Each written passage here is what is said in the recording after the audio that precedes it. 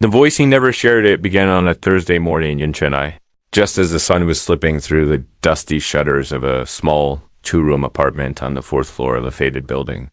Sundar Pichai sat on the edge of a creaky wooden bed, tying the same pair of worn shoelaces he had used for the past year. The strings were thinning, but they still held, just like him. Outside, the calls of street vendors mixed with the sharp honks of auto rickshaws, creating a chaotic rhythm that somehow matched the beat of his thoughts, anxious, repetitive, searching for calm. At 17, Sundar had learned the art of moving silently. He didn't speak much at school, not because he had nothing to say, but because he feared that when he did, the world might not care to listen. He wasn't the boy who scored the top marks in every subject. He wasn't the loudest or the tallest or the fastest. He was the one who sat at the back, always writing, always listening. His notebooks were filled not with equations or textbook summaries, but with lyrics, sketches of dreams, and quiet questions. Like, what if I tried? What if I failed? Would no one notice? School was its own kind of theater. And in this theater, Sundar was invisible. Except to one person, Arav, his seatmate in physics and self-proclaimed king of school pranks. Arav had a sharp tongue and a sharper sense of humor, the kind that could either make you feel seen or turn you into the joke. And one Monday, when the principal announced the annual talent show, Arav got an idea that would change everything. "Hey, Sundar," Arav whispered that afternoon during class, his grin too wide to be trusted. "You should sing. Seriously. I bet you've got a secret opera voice hidden in there." His words were soaked in sarcasm, but they were loud enough for the two girls in the front row to turn and laugh. Sundar looked down. His ears burned. He wanted to disappear. "Come on," Arav pushed. "I'll even put your name on the list. Don't be boring." And just like that, without waiting for an answer, Arav did it. Sundar's name was now officially signed up to sing in front of the entire school. It was meant to be a joke. A quiet kid pushed into the spotlight so everyone could laugh. But what Arav didn't know, what no one knew, was that Sundar did sing every night in his room when the city fell asleep and the world felt safe. He sang not to impress, but to survive. His voice had never been heard by anyone else, not even his mother. That night, as he walked home beneath the pale streetlights, Sundar felt torn in two. Part of him wanted to beg the event coordinator to erase his name, to pretend it had never been written. But another part, smaller, stubborn, buried deep, wondered what might happen if he didn't back down. At home, the smell of turmeric and fried onions drifted from the kitchen. His mother stood over the stove, humming a soft tune that Sundar knew by heart. It was a lullaby she used to sing when he was small and afraid of the dark. He stood there, a moment, listening, his hand still on the front door handle. When she noticed him, her smile lit the room. "You're early," she said. "Eat first, then study." He nodded, but his appetite had vanished. Later that evening, after homework and dishes and silence, he pulled out the old tape recorder hidden under his bed. It was a relic passed down from an uncle who had once dreamed of being a radio host. Sundar had repaired it himself, scavenging wires and batteries until it worked again. He placed it on the floor, pressed record, and began to sing. His voice trembled at first. It wasn't perfect. It cracked in places and dipped too low in others, but as the song continued, something changed. His breathing slowed, his tone steadied. He let go. He wasn't thinking about Arav or the students or the stage. He was thinking of memories, of hope, of things too hard to say out loud. When he finished, the tape spun for a few seconds in silence, then clicked. He played it back, listened, then erased it. He did this every night for the next week, each time trying something new, a different song, a different tempo, and each time he erased the tape before anyone could hear it. It wasn't about being ready for the show. It was about proving to himself that he could do it, even if only alone. As the day of the talent show crept closer, whispers floated through the school corridors. "Did you hear Sundar singing? Why would he even try? It's going to be a disaster." Barav, of course, was at the center of it all, turning the event into a spectacle. He even printed fake posters with Sundar's face, handing them out like flyers for a comedy show. Sundar said nothing. He walked the halls like a ghost, carrying his books and his silence. But inside, he was changing. For the first time, he wasn't afraid of being noticed. He was afraid of being misunderstood. On the morning of the show, Sundar didn't eat breakfast. He stared at the mirror for a long time, studying his reflection like it belonged to someone else. His shirt was too loose. His shoes still squeaked. But his eyes, they looked steady. And that was new. When he arrived at the auditorium, it was already buzzing with energy. Students were trying on costumes. Teachers were adjusting microphones.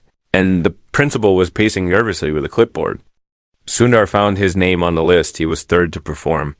Right after a boy juggling cricket balls and before a girl doing a Bollywood dance routine, he waited backstage, clutching the paper with his lyrics, even though he had memorized them days ago.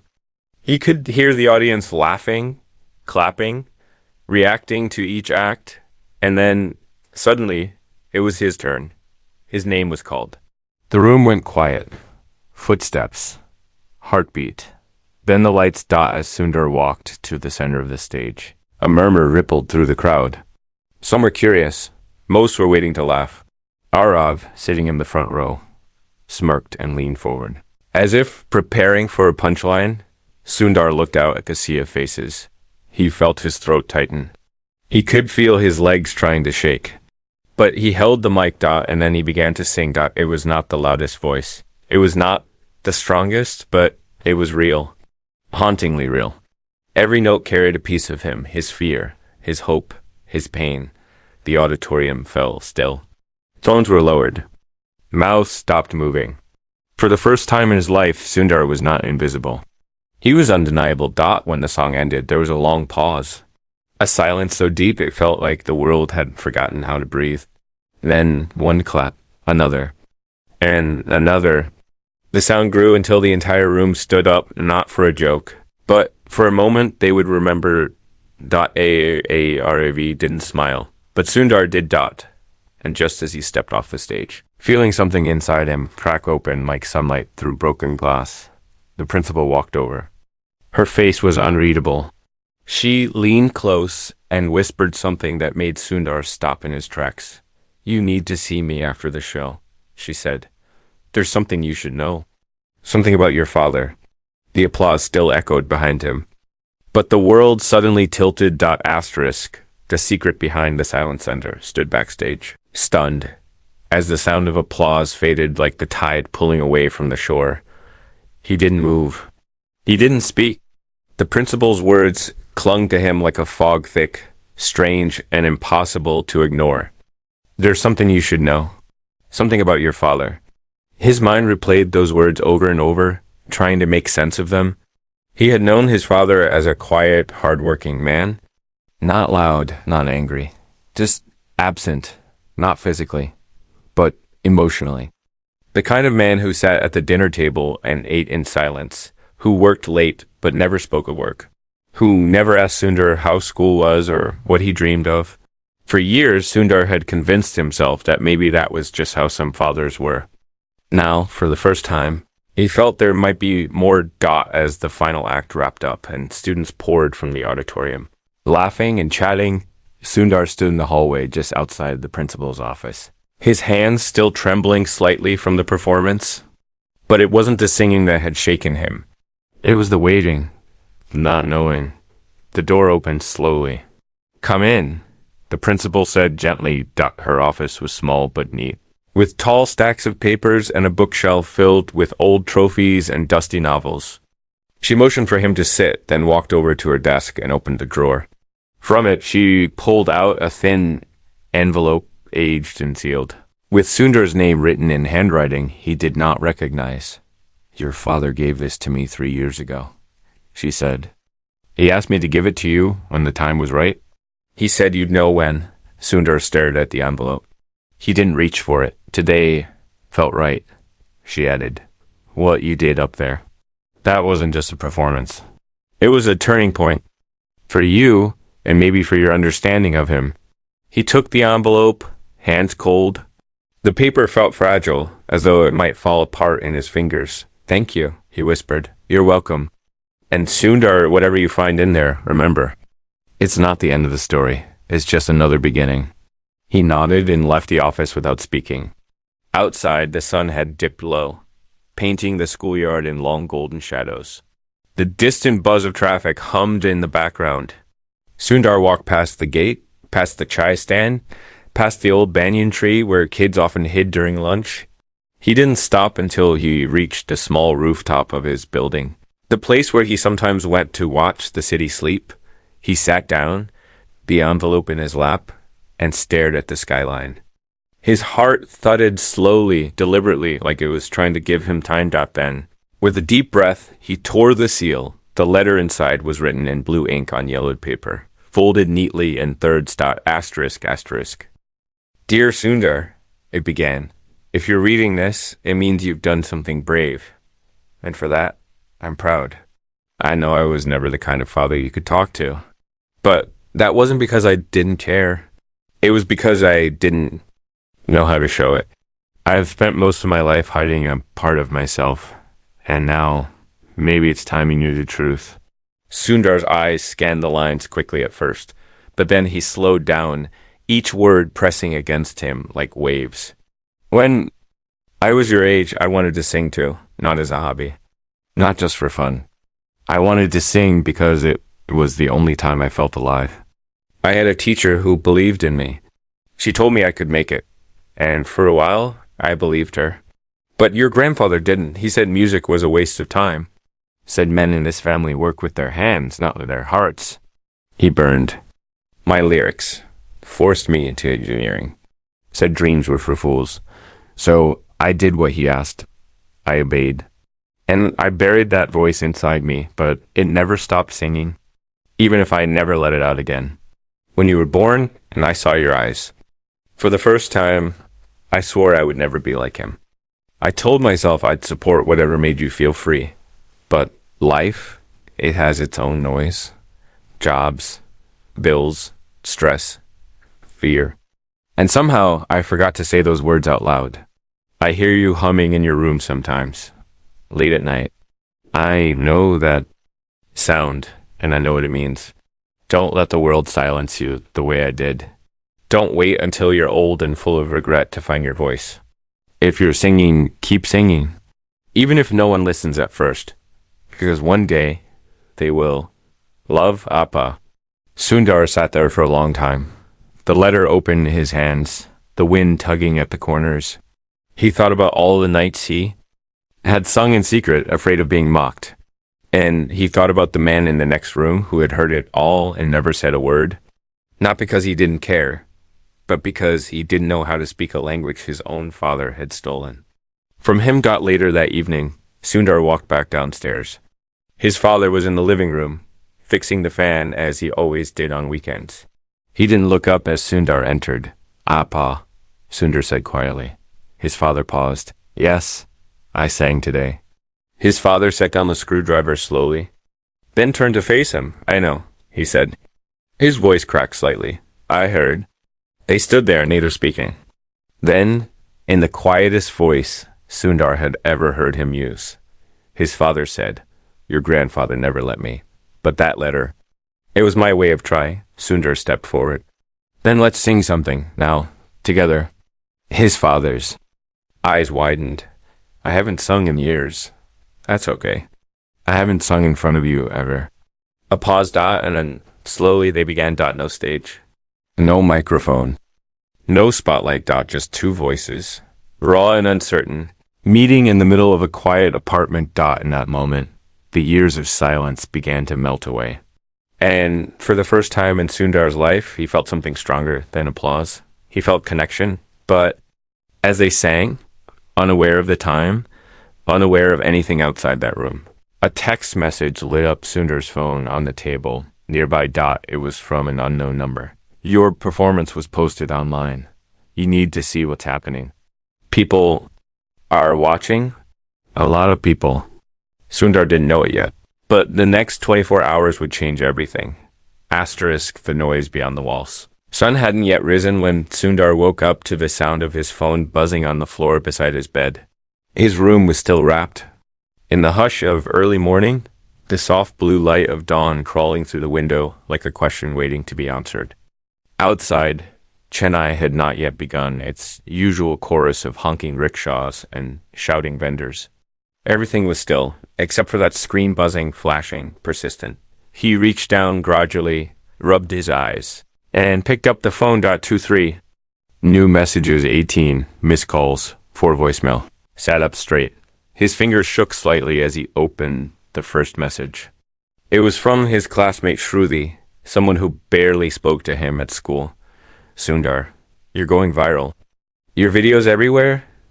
It's all over Insta and YouTube. You're trending.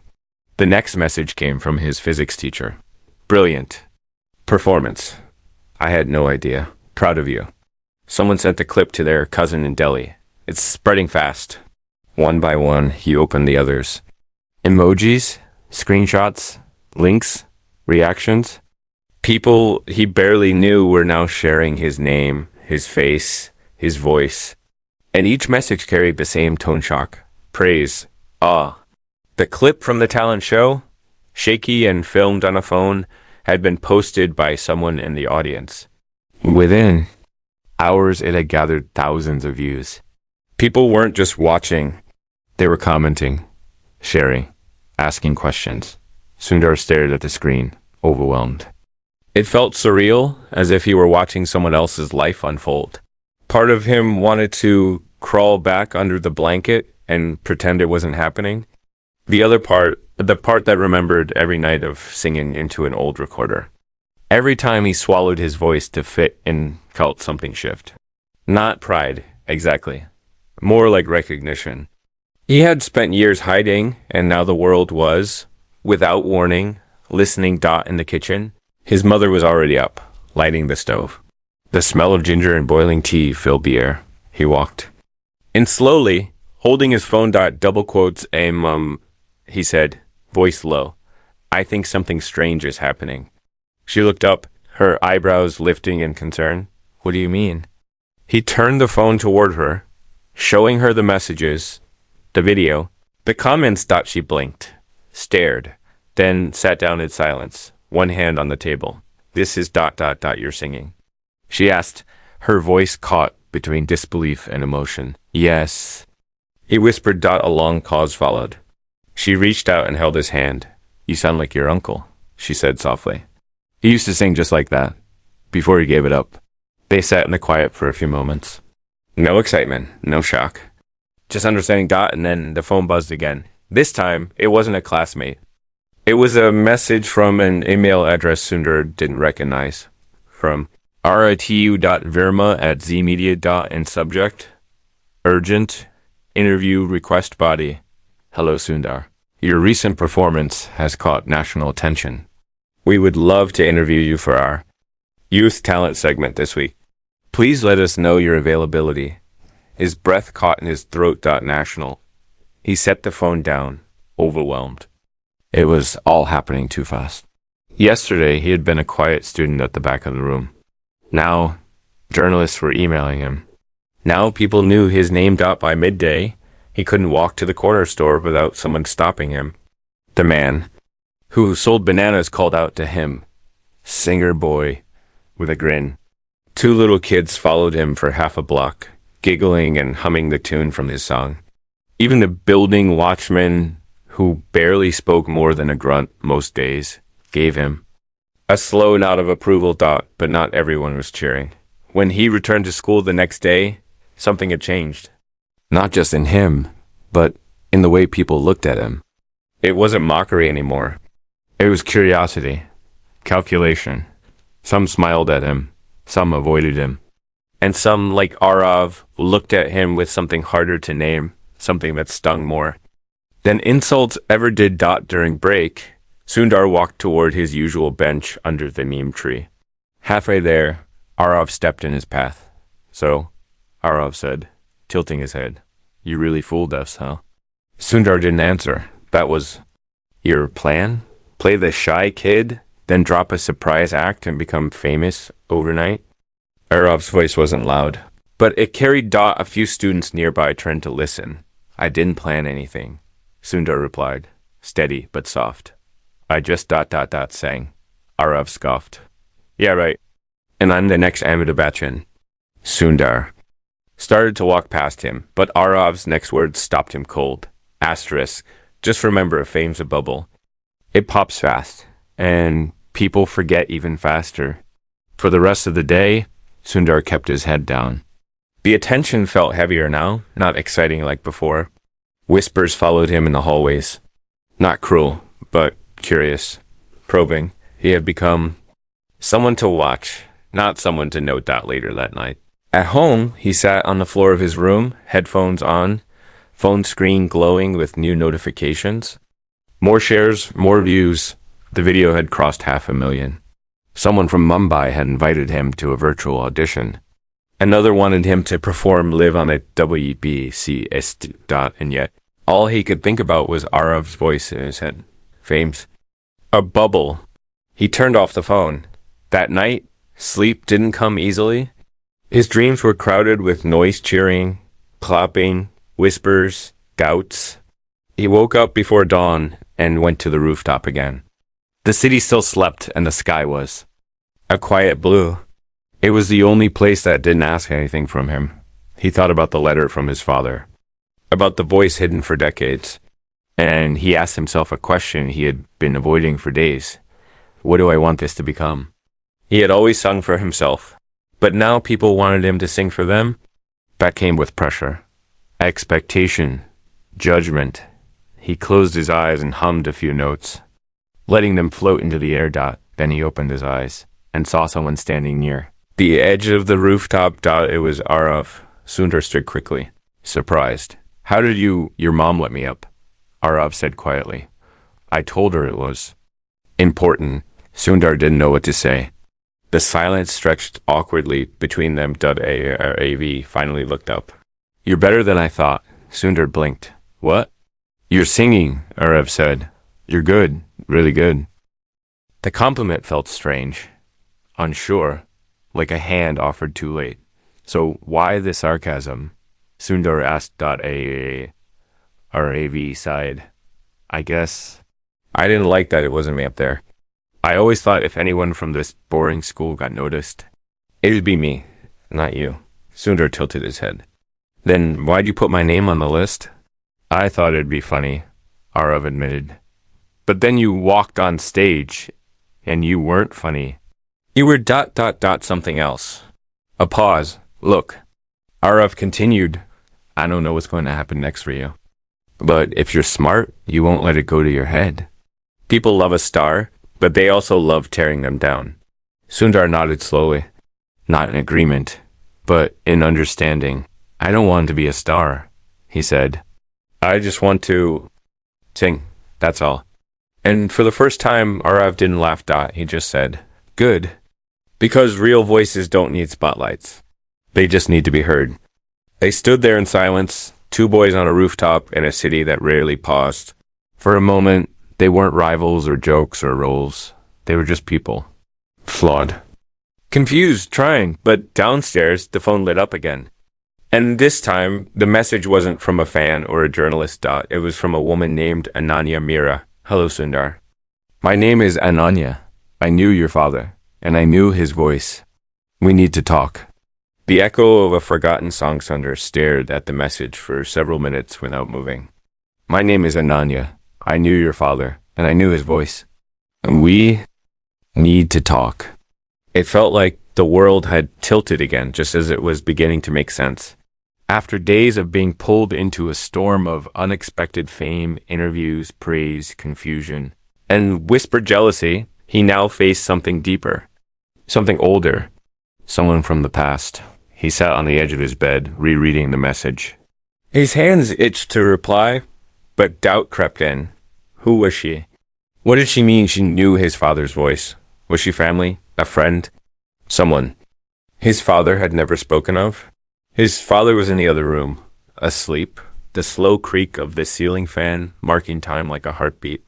Sundar considered waking him, asking outright, but something stopped him. Not fear, not distrust. It was respect. His father had shared a truth in a letter he had buried for years. If there was more to the story, Sundar wanted to hear it from someone who had nothing to lose by telling it. So he typed a reply. Hello, this is Sundar. I got your message. How do you know my father? The response came quickly. Can we meet? It's easier to explain in person. I'm in Chennai for just a few days. I can meet you at 6 p.m. near Marina Beach, opposite the old lighthouse. He hesitated, then replied, I'll be there. The rest of the day moved in a blur. School felt like noise, teachers talking, classmates still buzzing about his viral video, the weight of eyes following him everywhere he went. He smiled when people praised him. He nodded when they asked what he'd do next. But his thoughts were elsewhere. Spinning around one word again and again, voice. At 5:45 p.m., he walked along the shoreline of Marina Beach. The air was thick with salt and smoke, the cries of vendors selling roasted peanuts and cotton candy echoing between crashing waves. The lighthouse stood like a sentinel, its white tower streaked with time. Then, from the corner of his eye, he saw her, a woman in her 40s wearing a soft blue sari, sat on a concrete bench near the edge of the sand. She had sharp eyes, kind but observant, and a face that carried a quiet strength. As Sundar approached, she stood and gave him a polite smile. You're Sundar, she said. He nodded. You're Ananya. Yes, she replied, her eyes not leaving his face. You look like him, especially around the eyes. Sundar swallowed. How do you know my father? Ananya sat again and gestured for him to do the same. When he did, she spoke slowly, carefully, like someone digging through old memories. 25 years ago, she began, your father and I were students together at an arts college in Madurai. Back then, he wasn't quiet like he is now. He was electric. Wherever he went, people followed. Not because he demanded attention, but because his voice, it drew people in. It wasn't just music. It was emotion. When he sang, you felt like he was singing your story even if you'd never lived it. Sundar blinked. He could barely imagine his father as anything other than quiet and tired. We performed together, she continued. Festivals, competitions, even a local radio show once. Your father could have been something big, really big. He had the voice, the discipline, the soul. So what happened? Sundar asked, already suspecting the answer. And then YA looked out at the sea for a long time. Family, pressure, fear. Your grandfather was strict. Controlling. He didn't believe music was a real path. And your father, he loved his family more than he loved his dreams. She paused. The day before our first major recording audition, he disappeared. Left me a note saying he couldn't go through with it, that he had to choose a different life. I never saw him again. Until last week when I heard you sing. Sundar turned sharply. You heard me? Ananya smiled. It was my niece who sent me the video. She didn't know who you were, but the moment I heard that voice, I knew. Not because it was perfect, not because it was loud, but because it had the same ache, the same truth. And I knew he had passed that gift on to someone. Sundar's throat felt tight. The air around him thickened, as if even the wind had paused to listen. Did he ever talk about those years? Ananya asked gently. No, Sundar said. Not until recently. He wrote me a letter. Said he used to sing that he buried it all after his father forced him to give it up. Ananya nodded slowly. He was a kind soul. He just didn't know how to fight. A silence settled between them. Not awkward, just heavy with things left unsaid. So why tell me this now? Sundar asked. A looked directly at him. Because you have a chance he never had. People are listening to you. The world is opening its door. And I want you to walk through it, not just for yourself, but for every voice that was ever silenced. Sundar stared at the waves. The tide was creeping, and slowly, the water licking the edge of the stone steps. I don't know if I'm ready for all of this, he admitted. The attention, the pressure, it's all happening so fast. Ananya smiled. You don't have to be ready. You just have to be honest. Sing from the same place you did at that, for fame. Not for applause, just to be heard. They sat together until the sky turned from blue to a soft orange and then deepened into twilight. Before parting, Ananya handed him a small flash drive. This, she said, is the only recording we ever made. Your father's voice, preserved on a local tape. I digitized it years ago, just in case. I think ... it's time you heard it. Sundar held the flash drive like it was glass. Thank you, he whispered ... and Why touched his shoulder gently. You're not alone, Sundar. You carry more than your name. You carry a legacy. And with that, she walked into the fading light later that night. In the dark of his room, Sundar plugged the flash drive into the family's old laptop. The screen flickered, and then a file opened .audio underscore 1998 underscore final underscore take WAV. He clicked play. And for the first time, he heard his father's voice, not through memory or silence, but through a recording clear, young, full of hope and pain. It was beautiful. Not because it was flawless, but because it was real. He closed his eyes, tears forming as he listened to a younger version of the man who had raised him. A man who had been afraid, who had sacrificed everything, and who, in his own quiet way, had given Sundar the courage to be more. When the song ended, Sundar sat still, the last note ringing in his mind. The next morning, he made a decision. He would perform again. Not for the fame, not for revenge, but because the voice inside him had waited long enough. Picked up his phone and sent a message to the producer from Z Media. I'm ready to talk. But just as he hit send, a new message arrived. From unknown. Stop singing. There are people who don't want the truth coming out. Sundar stared at the screen, and for the first time, he felt something he hadn't before. Danger. Asterisk. When silence becomes a warning, morning began. Not the nervous kind that lives in your stomach before an exam or a performance. This was deeper, heavier, like a cold hand resting on your back, unmoving but impossible to ignore. Sundar sat at the breakfast table, his hands wrapped around a steel cup of chai that had long gone cold. He hadn't touched it. He hadn't said a word since reading the message. Stop singing. There are people who don't want the truth coming out. The words played over and over in his mind like a scratched record. Who had sent it? What truth? And why now? Why just as everything was finally beginning to make sense? His mother entered the kitchen, humming as she stirred a pot of sambar. The scent of mustard seeds and curry leaves filled the air, normally enough to bring a small comfort. Today, it barely reached him. You're quiet, she said, not turning from the stove. More than usual. Just tired, he murmured. Asterisk she didn't press. She rarely did. Sundar had always been the quiet one. The observer. She had long learned to let him come to her when he was ready. He took one last glance at the message and deleted it. He told himself it was just a prank, someone trying to scare him now that his face had been on screens across the country. But deep down, he knew better. The tone wasn't mocking, it was serious, and it was personal. He had always thought singing would bring out admiration, maybe even respect. He never imagined it would bring out shadows. Asterisk. At school, things had changed again. Teachers began calling him Beta with an unfamiliar warmth. Students who used to ignore him now waved or offered to carry his bag. Even the principal had posted a message on the school board congratulating him on inspiring youth with his voice.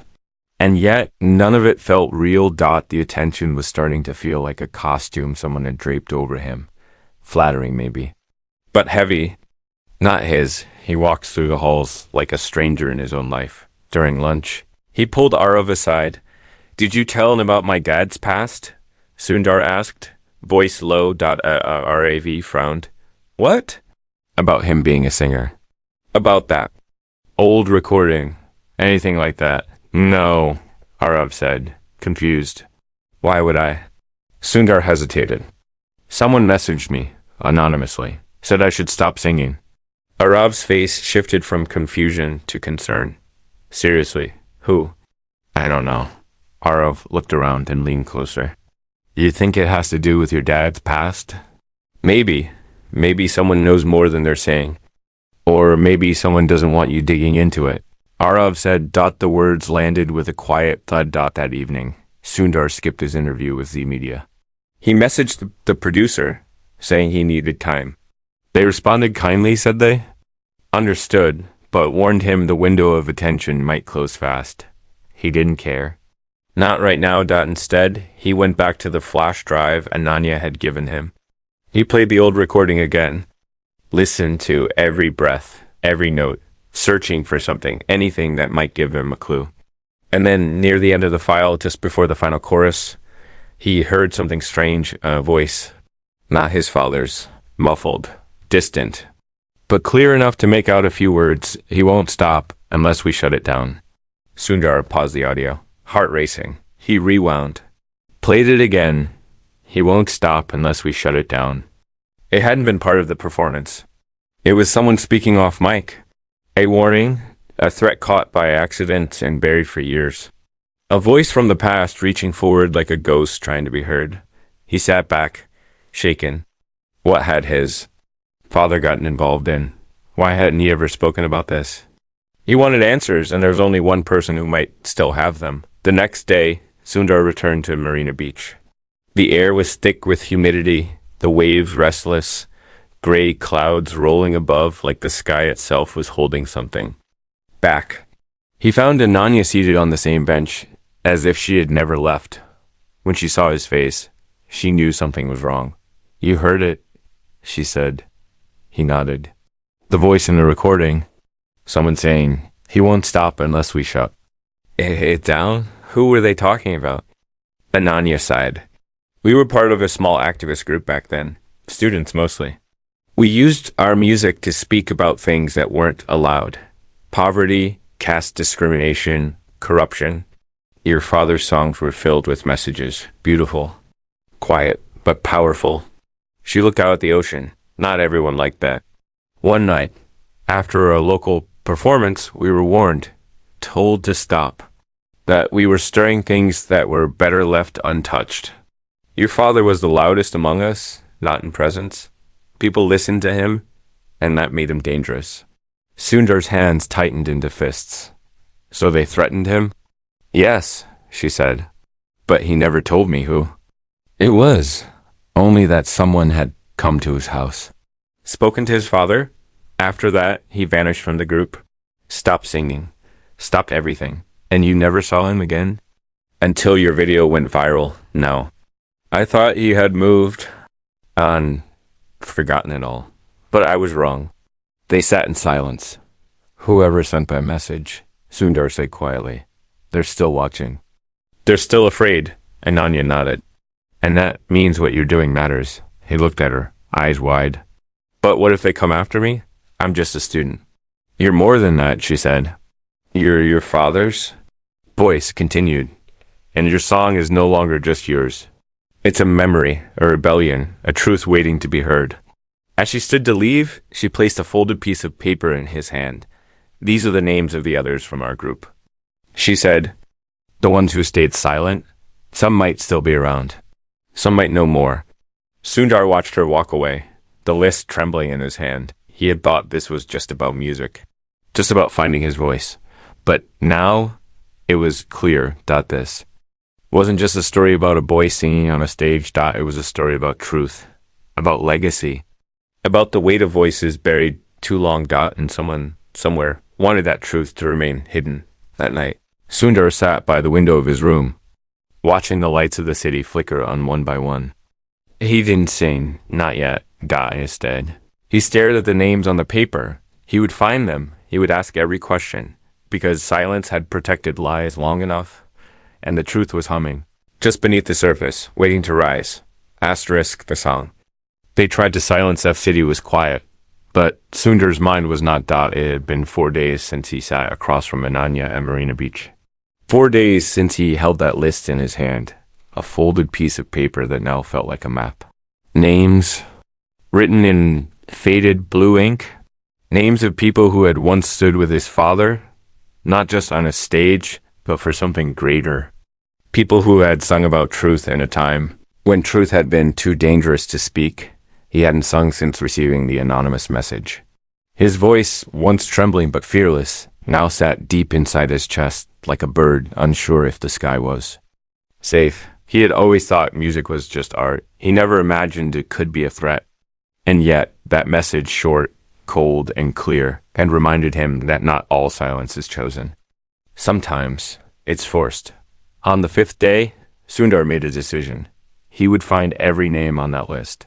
One by one, he started with the easiest Mukesh Varadarajan, listed as a professor now at a small liberal arts college on the outskirts of the city. Sundar caught the local train early that morning, watching factories and fading graffiti roll past the windows. His hands trembled not from fear, but from the weight of something bigger than himself. The truth was a puzzle, and he was walking straight into its center when he reached the campus. He found Mukesh in a small room stacked with books and old vinyl records. The professor was a man in his 60s, with thick glasses and a face that looked like it had once known fire, though now softened by time. "You're his son," Mukesh said. Before Sundar could even introduce himself. "Yes," Sundar replied. Stunned, "He was the best of us," the professor said softly. Quiet, but his songs, they lit fires in people's hearts. Sundar sat across from him and placed the old recording on the desk. "Did you hear this?" he asked. The professor listened. His hands twitched when the muffled threat echoed from the speakers. "We all heard it," Mukesh said. "But no one ever admitted who said it. We were afraid. You must understand, those weren't idle words." After that performance, 2 of our group were taken in for questioning. One lost his job. Another disappeared for weeks. "And your father, well, he chose family over fear." Sundar nodded. "Someone messaged me, told me to stop singing. I think the people who silenced him are still out there." The professor leaned back. "Then you must do what he couldn't. Not to provoke them, not to fight, but to free yourself." "How?" Sundar asked. "I'm just a student. What can I possibly do?" "You sing again," the professor said. "But this time, not in a school auditorium. You sing where it matters. In the open. In front of everyone. The moment you give in to silence, they win." And so, the next day, Sundar made a new decision. He would perform again. This time, on a larger stage. He contacted the Z Media producer he had postponed earlier. He told them everything. The original performance, the viral video, the letter from his father, the anonymous threat, the hidden history buried in an old recording. The producer, a woman named Inyaha, listened patiently. Then she said something that startled him. "We want to film a live performance. Not in a studio. Somewhere meaningful. We want you to tell your story through your voice. No edits, no stage lights. Just you and the truth." Sundar agreed. 3 days later, he stood in the center of a community amphitheater near Chennai's cultural district. It was an old open-air space once used for traditional plays and street performances. It hadn't been full in years. But tonight, as Sundar stepped out, holding nothing but a simple microphone and his father's lyrics rewritten in his own hand, it was packed. People came from across the city. Some knew the story. Others came because they had seen the video. But most came because they were drawn by something rare, a young voice that wasn't trying to be famous. But true. The producer gave a small nod. The cameras began rolling. The crowd hushed. Sundar took a breath and sang. It was a new song, but built from an old one. His father's melody, reimagined. His own verses added like bricks to an unfinished home. It spoke of silence, of inheritance, of fear handed down like heirlooms. It sang of a boy who found a voice hidden in a drawer and a man who had hidden it there to protect him. It was soft at first and it soared. It wasn't perfect. It cracked in places. But it was honest. And honesty has a sound people don't forget. As the final note faded. There was no clapping at first. Just silence. Then a single standing ovation. Then 2. Asterisk. Then the whole crowd rose. Not out of habit, but because something had been returned to them. Memory. A story. Asterisk. A voice they didn't know they had missed. Backstage. The producer's phone buzzed. It was a message from the studio. The stream had gone viral. Again, asterisk.